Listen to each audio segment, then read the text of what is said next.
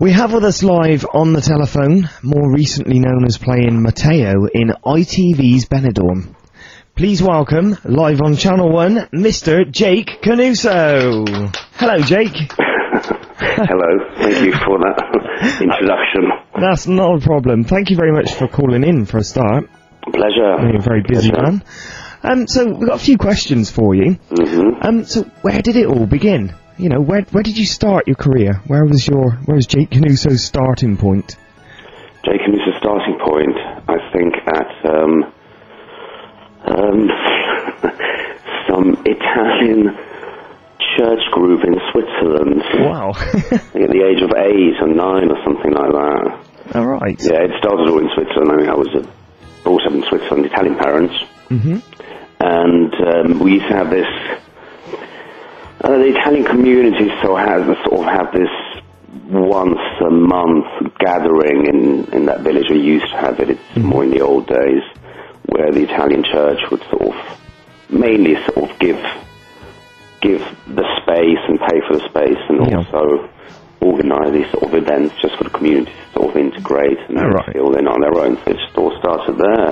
Oh, excellent. So, I mean, that gave you the buzz almost to carry on. Yeah, I was always sort of on stage in one way or another, but I initially, actually, because in Switzerland they didn't have stage schools. Right. They still don't, nor drama schools for kids, The only thing that Switzerland had to offer on that sort of level were dance schools.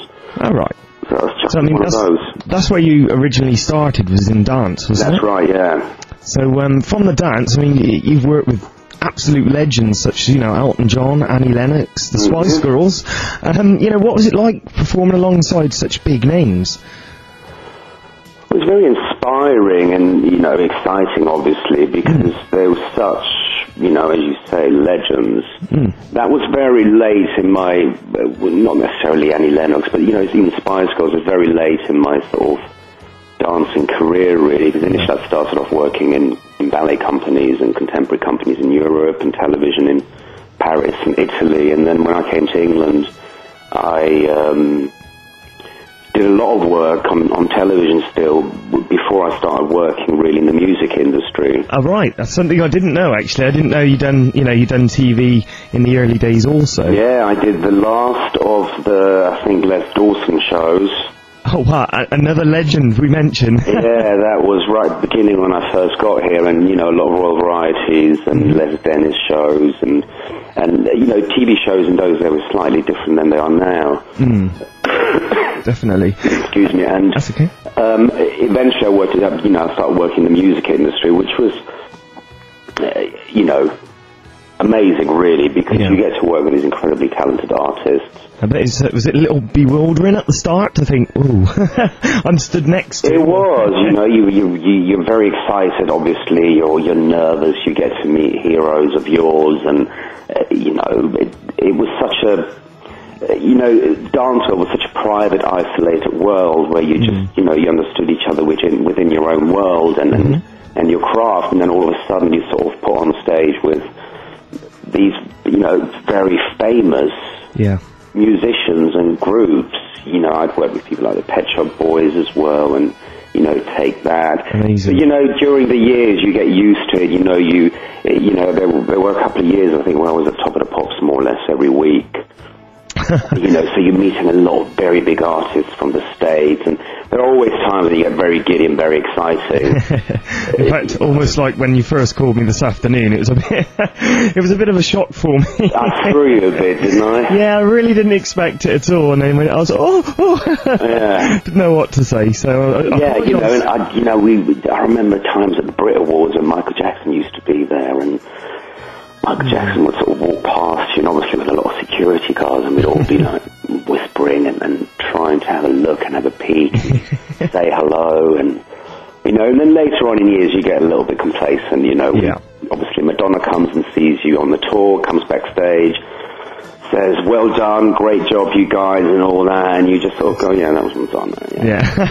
Just sort of, flitted away, it doesn't matter. It's a very exciting life, because you get to see countries and get to know cultures that you would you wouldn't have the time in your life to go and visit and get to know, because you're on tour, so you're taken to the most random places. I suppose, you're constantly busy, so like you said, there's not really the time to, think of what's going on around you.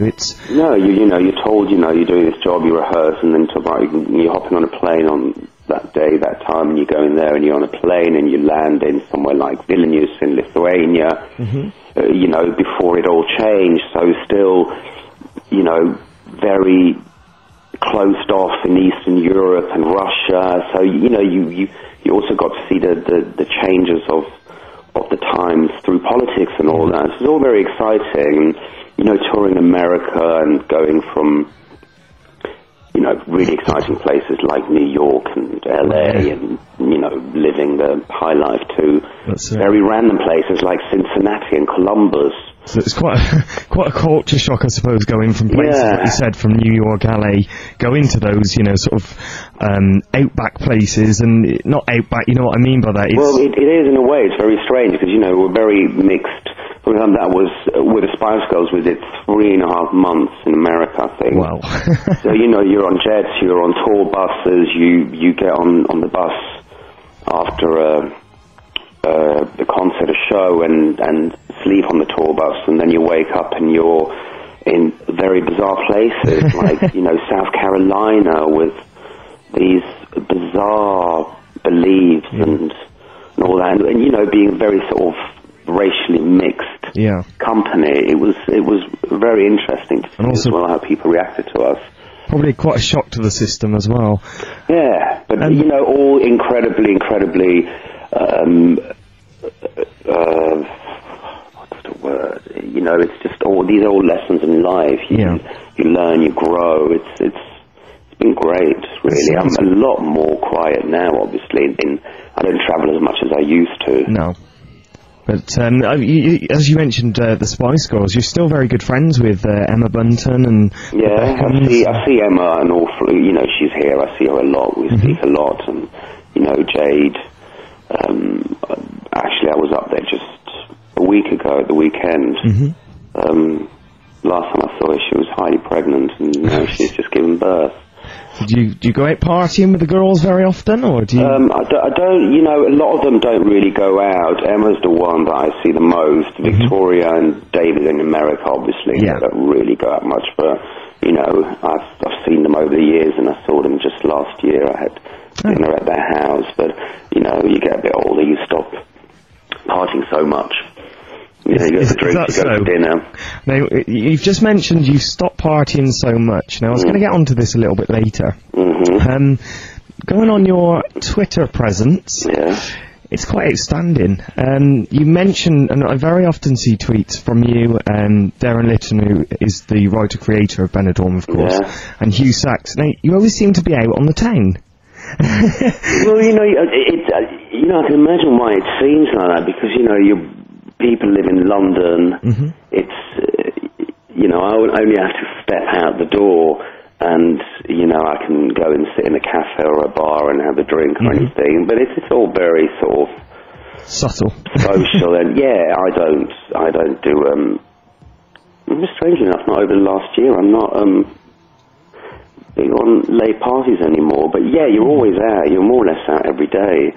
You go into town to have some lunch with some friends, you have a meeting, and before you know it's 10 o'clock and you end up sitting somewhere and having a couple of drinks. As you do. As you do. So, look, going on the celebrity world then, I mean, who would you say is your idol? Who really inspires you, and, who would you say is your absolute idol? It's very difficult, because, people who've inspired me over the years for different reasons. If we talk about acting and actors, I've always loved what Al Pacino has done over the years, especially the earlier years, all those... strange enough, at the moment, I'm going through a whole series of Sidney Lumet films. Right. And I just watched Dog Day Afternoon the other day. Oh, right. Which is a great classic film. I haven't seen that, but that's one recommendation, It's a fantastic film, and Sidney Lumet is an amazing director. So I go through phases where I see things and they inspire me. Sean Penn's an amazing actor, absolutely fantastic. They do great work. Yeah, I didn't want to put you on the spot there. No, it's a valid question, but it's also very, very difficult, because I think when you're really young, you have sort of idols you look up to, and you sort of, rather than sort of, they're idols for different reasons, because you project your image onto what they're doing, and you want to be successful like they are. Where you get a bit older, once you get into your mid-30s, you start seeing who inspires you and what work they do. But, there are different ways of, there are people that are inspirational in different ways as well. Different ways. There are people just, people who are not in any sort of fame industry who have very inspiration, do amazing things, who I admire, who I think, God, I wish I could do that, but we're driven by our work. Yeah, you can see that from the work you've done, Yeah. But going on to, we're going to sort of move on to Benidorm a little bit now. There is news that recently broke of a new series of Benidorm.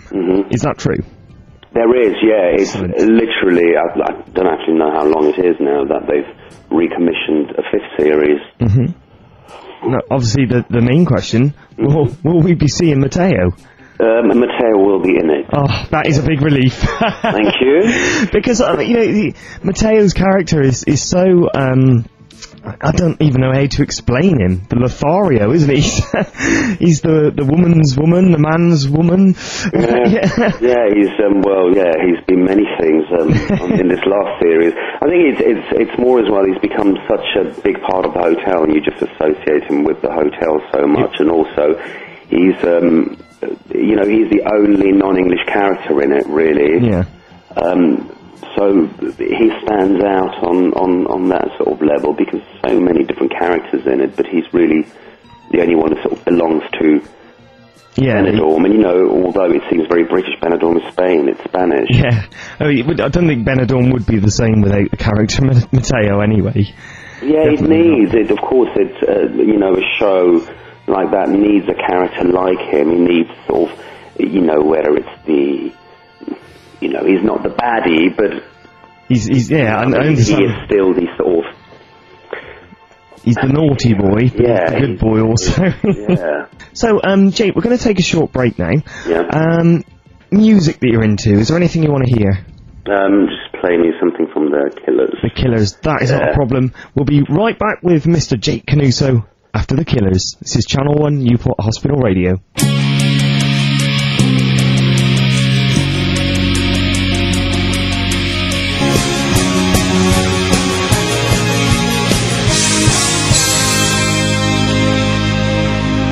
Would you say your favourite character in Benidorm is, and obviously why? Oh, do you have a favourite? Yeah, I do, but it changes all the time. I just, at times I go like, oh, she's just my favourite, I just love, and it could be by what one of the actresses does or one of the characters does. One of my favourites has always been Jacqueline. I think Madge is always at the top there. Madge is Benidorm. There wouldn't be any Benidorm without Madge. So iconic, that character.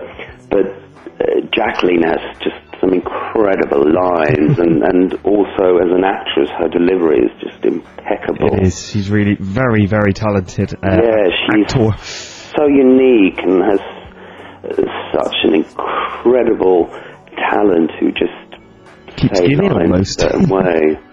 We have new characters in it. You look at Leslie's character, Tim Healy, who's just brilliant. And again, that was. And then you have, Kenneth and Gavin, who again are, they're not obvious. I mean, Kenneth is quite brash and loud and in your face, but you have Gavin's character, Hugh, who's,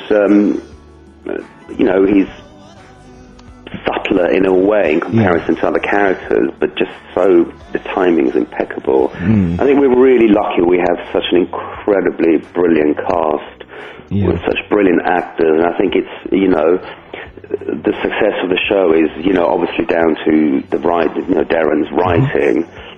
It's brilliant writing. He's incredibly talented, and you know, it's not just us that think that. Obviously, you know, the audience and people in the industry know that, and also a brilliant team and a brilliant team of actors who just work so well together. A big, like you said, I've heard you say before, it's like it is like one big happy family. You know, it is. Yeah, it is. I've said before that, you know, when we go to Benidorm, it's like you're getting ready to go for a very, very long Christmas with your family.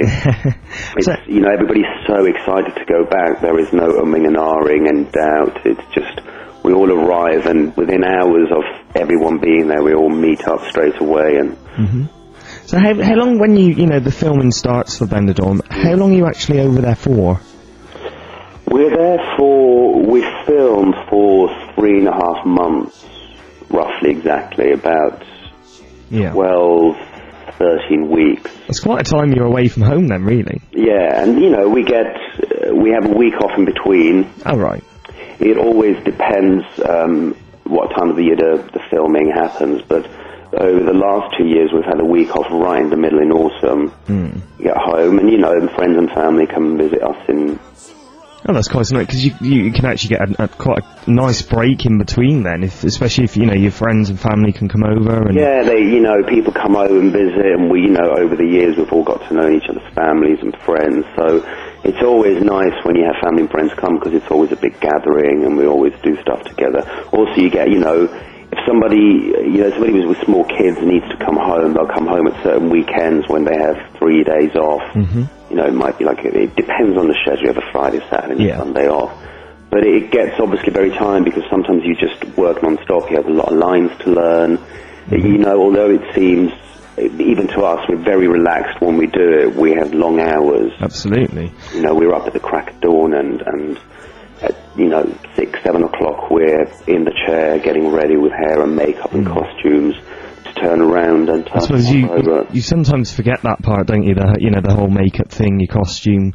Of course, I forget it, because we have such a brilliant time doing it. And you know, a lot of times you're outside by the pool, you know, in between takes or scenes, you sit on the lounger and you wait, and you sit chat, and you have a coffee, and you have some water, and you learn your lines, but it just feels very relaxed. But of course, you know, we start very early, we don't finish until 7. Yeah. I mean, so I'll get my words out in a moment. Yeah. Do you have any input? Join my world. Do you have any input in how Matteo is played? Can you sort of change certain things, or is it very much your script is what you have to stick to, or can you change things, or? No, I mean, you know, if a script is well written, which, you know, Benidorm is impeccable, an actor very rarely feels the need to change anything unless there's something wrong with the script, or you have an actor who feels he thinks he knows better. You know, the reality of it is, you know, we are actors, we're here to say the words that are written on the page, and we have to make it work. And a lot of the times when people want to change things, it's more comfortable for them as an actor. You know, a lot of people use the excuse and say, you know, my character would say that. It's more like, I don't know how to say that. Can we change it? But you don't really feel the need. But it's very rare that, you know, maybe I've had a couple of times where I would say, just because of the language, because he's Spanish, he probably wouldn't say it like that. He'd probably use a simpler word rather than a very big word. But, you know, it's all make-believe, and it's all for the sake of an audience and the story. So you get away with a lot, because sometimes you know, in reality, maybe Matteo's accent would be a lot stronger. But it would become a caricature of it then, and it's you know, you see, if you listen to foreigners on television, I say foreigners, I'm one myself, with strong accents, and, you know, if you would see that in a show, you could almost not believe it, but that's real. But to have a character play like that is very difficult, because it'll almost become a bit of a joke. And also, you only need to give an audience the hint of something for them to understand and believe this is the character. So, we going back to your question, I've just diverted completely. It's all right. It's very rare you need to change something, but very rare. Also, you know, when you have the directors and producers and writer on set, sometimes they hear something that all of a sudden, when they see the person do, doesn't sound quite right, and they realise actually it's just a little change of... Just some slight tweaking, almost. A very slight tweak, but it might just be, say, put a U instead of a U's in here, very little things. You know, if a writer spends a lot of time writing and knows the characters really well, which obviously, you know, Darren's created them and knows them inside out, he knows how each character speaks, he knows what they would say and what they wouldn't say, in very specifically as well, you know, choice of words, because they've created it. Definitely. So it's very rare. I mean, going back to that, generally, when people want to change things, it's because they want their own. It's their own. They, you know, they either want more to say, or they think they can say something funnier. But you know, that's not the character. An actor say, well, you know, an actor really think you're an actor. You're not a writer. Why are you acting? You should be a writer. So we all have to respect each other's crafts and trust that everybody knows what they're doing. It goes from everyone, from, you know, the drivers to wardrobe and makeup. We have, as an actor, you have input in things like hair and makeup and clothes. Yeah. Because you've created the characters, so you do, you know, for a part like the ones in Benidorm, where you have a bigger part, you do sit down with the costume designer and go, well, I think he would wear this, or I think this works, or I think that's too bright for him, because those are details that characters think of. Yeah, but it's good, like you said, it's good that you can, you know, you can make those tweaks, or even suggest those tweaks.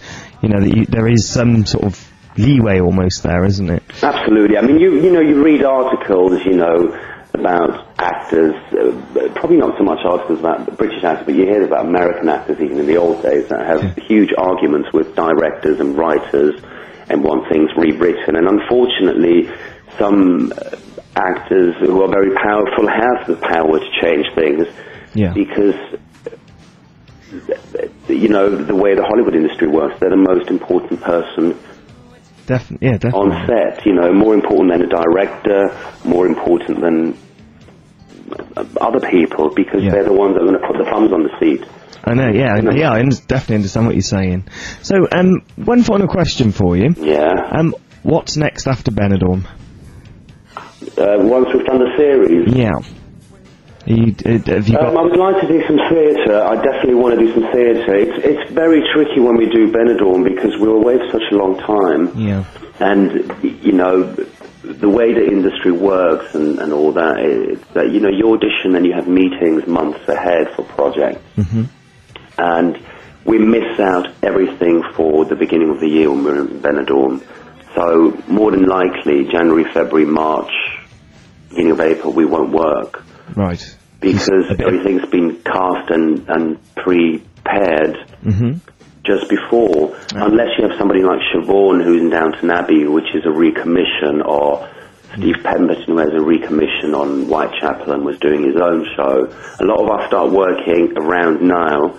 And also, we can't have anything that clashes and crosses over. So, with a very, you know, I've just got time to squeeze a film in now. Right. Before I go and do Benidorm. All right. That's one to. What can you tell us any more about that, or?